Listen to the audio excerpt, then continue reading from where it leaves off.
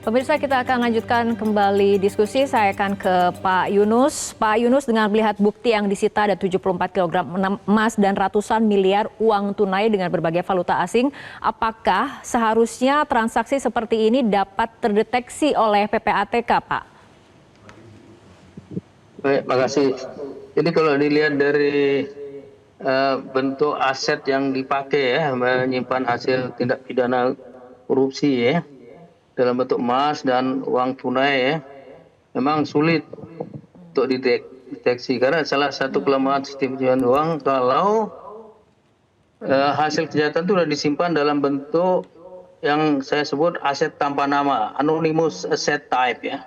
Jadi uang itu kan tidak ada catatannya, tidak ada jejaknya, tidak ada paper trailnya, susah dilacak. Begitu juga emas, kalau tidak ada dokumen yang lengkap, susah dilacak. Jadi kesulitan, apalagi kalau tidak ada laporan dari pedagang emas ya, dan berlian ataupun money changer yang melakukan penukaran valuta asing misalnya, atau bank-bank yang mengeluarkan pembayaran tunai kepada bisa yang bersangkutan atau orang yang terkait dengan yang bersangkutan. Jadi makanya di dalam pembuktian untuk menduga ini hasil tindak pidana harus diperlukan bukti tidak langsung, indirect burden of proof istilahnya. Misalnya dengan menggunakan pendekatan yang namanya source and application, melihat dari mana penghasilannya berapa besar dan bagaimana penggunaan penghasilannya itu ya, itu dilihat. Kemudian kalau ada yang tidak seimbang, jomplang, berarti ada sumber yang tidak sah ya, sumber yang tidak sah. Kemudian di dalam proses pengadilan nanti ada pembuktian terbalik, pembalikan beban pembuktian, di mana terdakwalah yang wajib membuktikan bahwa asetnya bukan berasal dari tindak pidana. Jadi terdakwalah yang wajib membuktikan bahwa asetnya bukan berasal dari tindak pidana.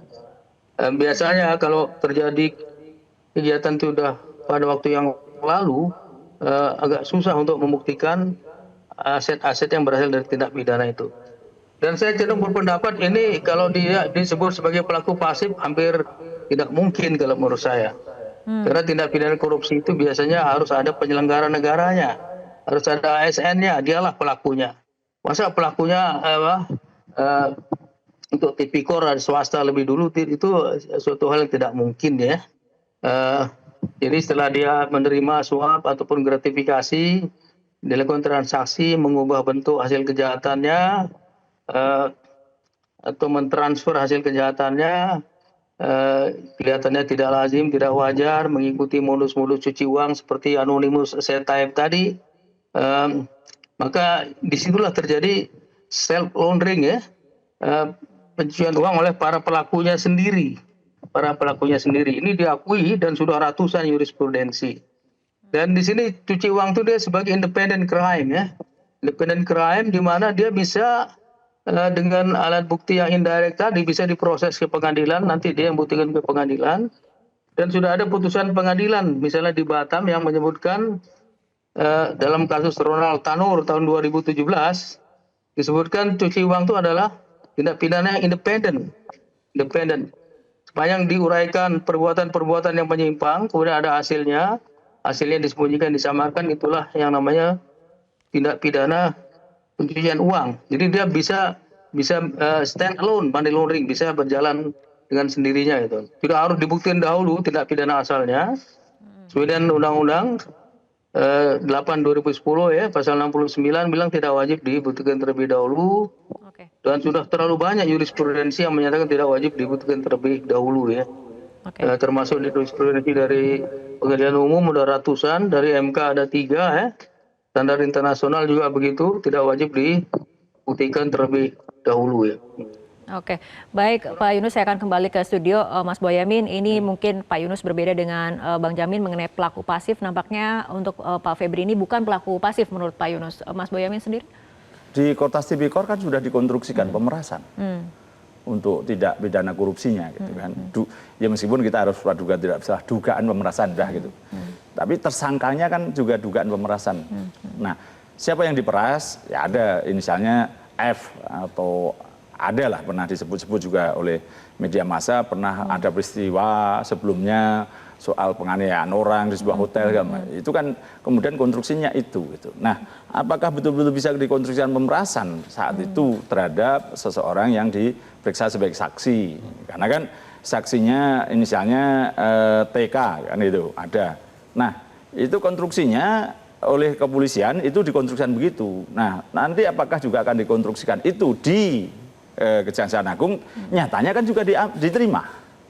Nah, ini kan melengkapi aja saya kira TPPU yang seperindik baru itu melengkapi aja untuk yang apa atau yang mana gitu. Memang ada peristiwa TPPU berdiri sendiri, saya mengalami itu di tahun 2010-2011 di Tegal itu, Pengadilan Tegal. Ada orang pegawai bank bekerja sama dengan debitur. Pura-pura punya lahan, padahal ya punya sebagian kecil aja. Terus kemudian dimacetkan. Terus duit tadi untuk beli rumah disamarkan segala macam. Nah, itu TPPU tunggal.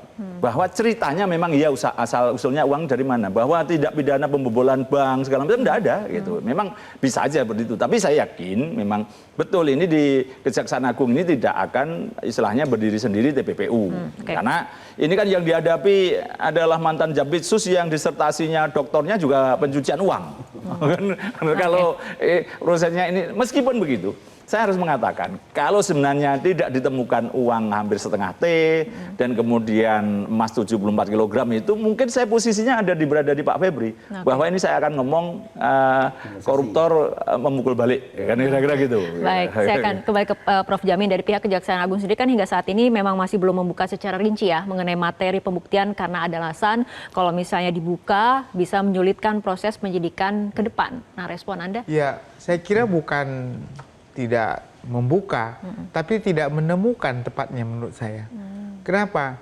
Karena sampai sekarang menurut saya belum ada penemuan bukti yang menunjukkan bahwa Febri yang jadi tersangka ini melakukan predikat crime ya. Ya, yang tadi kan saya kenapa kalau pencucian negatif? Kenapa? Transaksinya nggak, pasti kalau kita buka rekeningnya nggak ada namanya. Atau dia pernah meras orang dengan kasus pemerasan, atau dia menerima suap secara direct bribery itu nggak ada. Menurut saya pasti nggak ada. Nah, ini yang sulit untuk bisa dibuktikan. Bagaimana cara pembuktian? Maka perlu adanya peran penyerta. Peran penyerta itulah yang nanti yang akan didudukkan. Peran penyerta yang memeras atas perintah siapa, aktor intelektualnya siapa, nah itulah nanti peran penyerta bersama-sama dengan dia sebagai suatu predikat crime. Nah, apakah peran penyerta ini mau buka suara menyatakan saya diperintahkan? Itu agak lebih sulit lagi. Nah, kalau ada yang berani, ya tentu bagus. Tapi kalau sampai tertutup, bahkan mungkin ada korban sampai mati atau gimana gara-gara itu bisa saja terjadi kan, kalau supaya menghilangkan jejak sebagai saksi bisa juga kan. Nah, tapi ini harus menjadi catatan kita. Jadi sampai sekarang bukan mereka bilang nanti sulit-sulit, tapi kalau menurut saya belum ditemukan direct evidence terkait dengan predikat crime yang dilakukan saudara Febri. Apakah suap, apakah pemerasan, apapun itu. Kalau menurut saya belum bisa ditemukan. Yang ada kemungkinannya adalah peran penyerta. Tapi pertanyaannya peran penyerta itu mau nggak dia menyebutkan kalau ini atas perintah saudara Febri. Kalau dia pasang badan sendiri, nggak ada evidence, nanti pengadilan juga susah untuk membuktikan perbuatannya. Nah, makanya larinya dari pencucian uang tadi. Mas Yudi, Anda sebagai penyidik, menurut Anda apakah memang belum ada penemuan bukti langsung predicate crime ini? Ya, kalau menurut saya sih sudah ada ya, tapi kan memang akibat teman-teman kejaksaan irit bicara ya, untuk kemudian menyampaikan baik secara analis yuridis maupun analis fakta secara kronologis apa sih perbuatan-perbuatannya kepada publik yang selalu biasanya kita dengar ketika proses penahanan ya, pasti ada kompers yang menyebutkan terkait dengan pasalnya berapa dan sebagainya, tapi kemarin ketika kompers kan tidak banyak yang disampaikan. Apakah kemudian ini adalah strategi penyidikan yang dilakukan? Bagi saya tentu memang sekali lagi tidak ada pakem yang mengharuskan seperti itu gitu ya, itu yang pertama. Kemudian yang kedua, memang kalau kita bicara mengenai kejahatan yang dilakukan oleh intellectual dader, dia pasti akan membuang jauh-jauh ya kan perbuatan korupsi gitu ya, baik itu menerima langsung, baik itu memeras langsung, menerima gratifikasi langsung, pasti akan menggunakan tangan kedua ya, yang istilahnya menjadi eksekutornya. Dia sebagai intelektual dader pasti akan bersih-bersih.